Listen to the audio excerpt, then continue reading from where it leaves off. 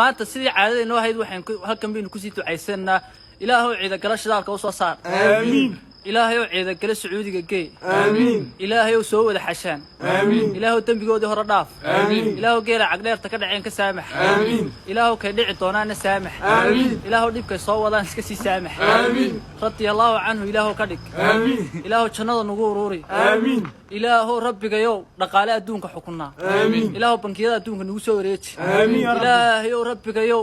gacantayda soo geli adduunka oo dhan amiin ilaahow nuclearka adduunka nagu soo wareeji amiin ilaahow gaalada nuclearkooda nagu soo wareeji amiin ilaahow Soomaali u tarina amiin ilaahow muqdisho yeelana amiin ilaahow ka dambaabna amiin ilaahow ra'iisul wasaaraha qaadana amiin ilaahow madaxweynaha qaadana amiin ilaahow madaxweyne ku xigeen qaadana amiin ilaahow janalka ciidanka qaadana amiin ilaahow jannada nuugu bishaaray waa bil Ramadaane amiin tusbaxa kor u taaga ehlul cibaado ilaahow